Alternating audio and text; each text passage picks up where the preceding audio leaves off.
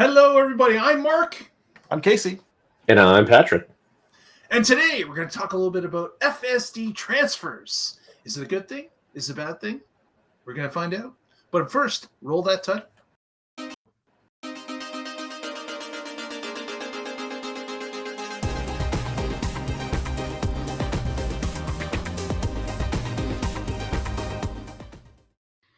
Yeah, so welcome to the Tesla Life Express, where today's topic is about FSD transfers, full self-driving transfers.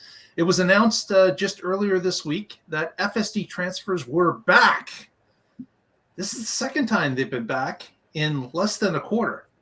So here we are, where they're they're pulling, as they call it, a demand lever, allowing people to move or transfer their FSD from a present car to a new purchased car. Actually, Patrick, you've taken advantage of this previously. I have.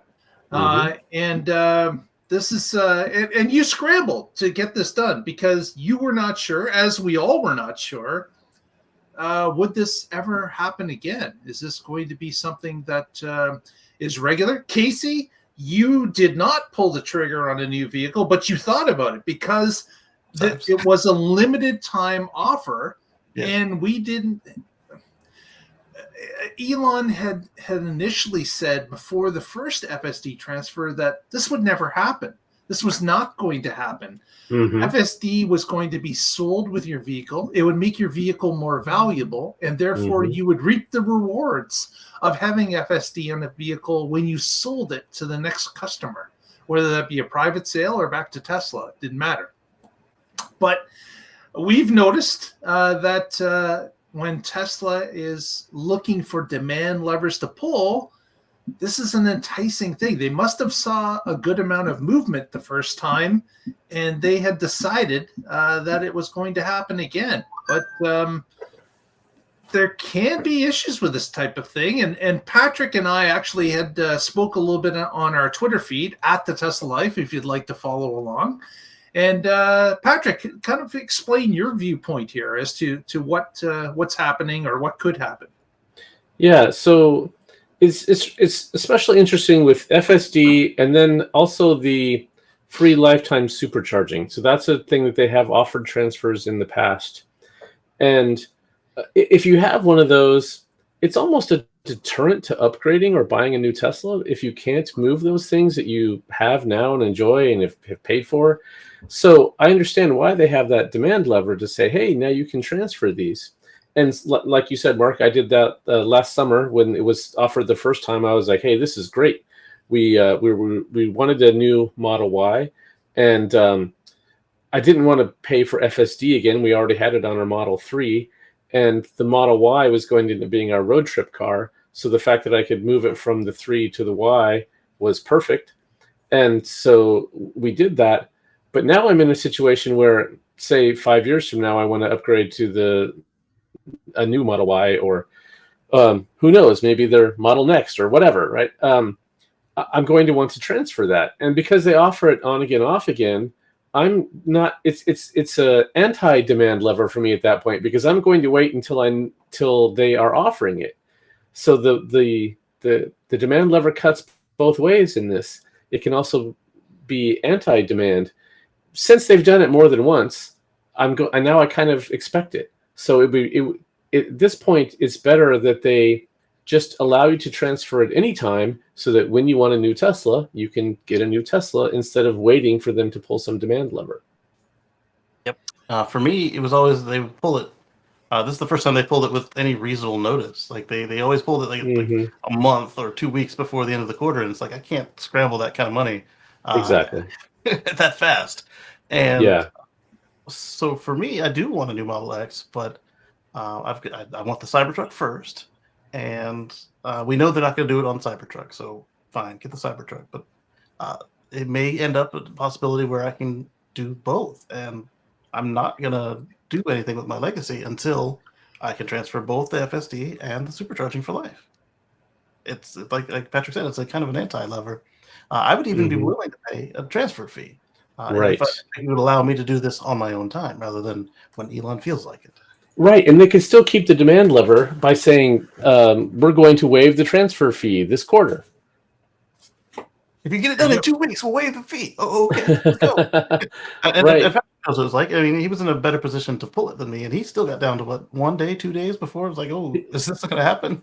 Am I going to lose it in the transfer? Right. Yes. Yeah. It was tricky to get because I had to sell the X. I had to get that money, and then the whole cashier's check thing. Just there's a lot of stuff to coordinate when you're buying a new car. Yeah, when you're on a timeline, it's even worse. So, right, you had a drop dead date that you had to get it done by, and you're out there scrambling, trying to line up the financing so all the checks are deposited and being able to pull out at the right time. And that can be a hassle when you're not under a time constraint. Right, and then the car showed up 3 days before they said it was going to, which seems great. And so I'm like, okay, I still need 2 days at least to finish off getting this stuff ready and in place. And so I'm like, please don't sell my car. I'll be there in 2 days with the check. Yeah, it is kind of interesting that now that this has been done a few times, and the buying, well, certainly Tesla owners have been exposed to this. They've gotten the letters. They've heard the notices. They understand that these type of things are now available. I can definitely see people holding off on a purchase for a longer period of time, just waiting for this demand lever to be pulled again. And you're right. That's going to negatively impact some of the quarters, because people are just going to stand by the sideline and say, well, hopefully next quarter this shows up, or hopefully the quarter after that, or after that. People are probably willing to wait a good number of quarters, maybe years, if they think that there is some point going to be a update of this policy and allow them to move this stuff free of charge again. Right. Yep. I mean, this should have been able to be transferred anyway.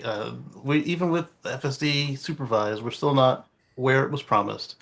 And when you look at what other software packages offer, you buy 1 or 2 or 3 or how many cars you have licenses, and you can move them from one to the next. And the only stipulation is it comes off the old one. And since these are all networked, all right, you took it off your Model S. You didn't trade it in. Your Model S is now human pilot all the time, but your new Model Y has got it. That's right. Fair. Even if that's $2,000. Okay, $2,000 instead of $15,000. $1,000. I think ever. They could even allow you right in the app just to transfer it to whatever car you want. If you, why not? As long as you're only using one of them at a time with that mode.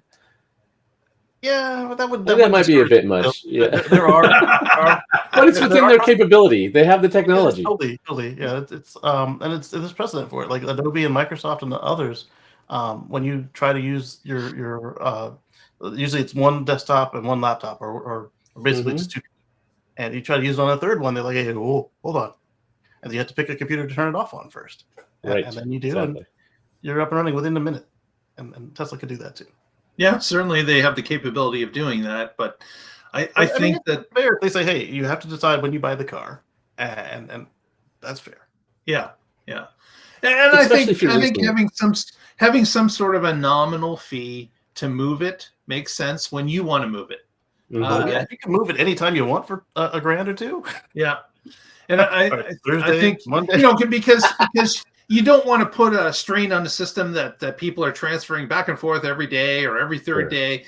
You'd much rather, okay, you know what? You got to spend $500 or $750 to move it. So guess what? Think about it first, decide where you want it to go, and then spend the money and have it moved. And then at least you'll be assured that some people would have put the thought into it and won't be trying to backtrack their decision or move it again the next day. Right. Or say something really weird comes up. You bought it for the car you need it for, but all of a sudden that car's in the shop in time for an epic road trip, and then the car you didn't need it for because it's the commuter car. Oh, all right, well, let me move it here. It's going to be $500 to move it here. It's going to be $500 to put it back. It's worth it versus having to rent a car or buy the whole package on this car. Well, Exactly. Depending on how long your trip is, it might be cheaper just to do the 1 month subscription. But Right. Yeah. That actually would be a good transfer fee amount. Is the same as the 1 month subscription. Yeah. So this is funny because since we transferred it off of our Model 3, now when they just did this free month of FSD, I got an email saying, congratulations, you get a free month of FSD. Oh yeah, so you moved it off that car, and then you get a free month trial, anyways. Yes, I did. Yep. Now it's interesting, Patrick. Just your thoughts on this is you have two vehicles that can have FSD, and you only want to put it on one because it's the road trip vehicle, as you call it. Is there a reason why you wouldn't consider it besides the price on both vehicles? Price is the only reason. We really don't drive the 3 much anymore. Since we got the Y, it's just more fun to drive. I work from home, and so there's just it's not very often that we need two vehicles. I think the last time that we did use it when we were getting the tires swapped, so we could go drop off the Y and then get a pickup with the 3. I mean, it's really just how many times do you actually need two cars at the same time when you work when both spouses aren't commuting. It's not very often. Yeah. Okay. And Casey, you're going to be in that situation in the future. You're planning on a Cybertruck purchase. Right. Will you look at a situation to move it from the X to the Cybertruck, or will you? If they're offering that, then yeah, I would. But if they're not offering that, then I would. If the opportunity then came up to later on get a Model X again, I would then move it from the old X to the new X. And if they let me move everything, then I'll at that point probably just trade in or sell the old X, because then it has nothing special about it other than the discontinued paint color and options. Yeah. Interesting.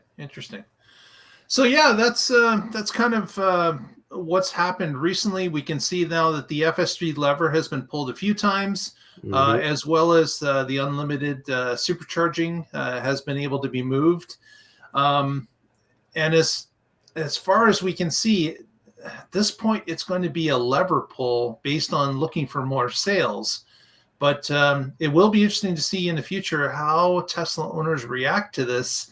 If maybe times are good, say sales are off the charts, they're back to their record quarters, is Tesla going to stay away from this completely? Won't touch this type of offer because they feel that demand is back and they can sell all the cars they can make anyways. It would be interesting to see if they're going to change and not offer this in the foreseeable future. So I would say that if you're out there and thinking about it, I would consider this to be a limited time offer at this point. I think that Tesla has had a weak quarter, and they're looking to make all the sales they can. And if you have an opportunity to move it and want to move it to a new vehicle, then I suggest you take them up on their offer now, as opposed to thinking that they'll offer this in the third quarter or the fourth quarter or next year, because I'm not sure they're going to. I just think this is something to do with some soft sales, and they believe that they can add a few more sales to the column if they offer this at this time. Yeah, because remember, the head of the company doesn't believe in this. So whenever it's not necessary for doing business, it's gone. And that's how I would also interpret this is possibly the last time for a long time, or this was an anomaly and it'll never happen again. Yeah. With that, if you haven't already, please give us a thumbs up on the video. Press that subscribe button. That helps us out immensely. Doesn't cost you anything and helps us out. Please do so. And make sure you're subscribed, because we're throwing up a few different videos throughout the week. We will see you again this coming Monday. Casey, any shout outs from you? Yeah. So before Monday's show, catch me on Sunday at youtube.com at Casey Green. And we'll do Let's Chat with Casey Green and Friends. And we're going to discuss some Tesla stuff. There'll be some stuff between here and there. And more of it will be general EVs. And I've got some stuff we're going to talk about an alleged breakthrough on solar panels, and Ooh. we'll see what else is happening. Less than 2 days from today. So Yeah. join Casey on Sunday. Patrick, any shout-outs? Sure, I'm with the Oregon Electric Vehicle Association. You can find us at oeva.org, and I blog occasionally at carswithcords.net, where I write about my future free from fossil fuels. You can also check this out on X. Thank you. Very good, very good. We will see you next time on Tesla Express.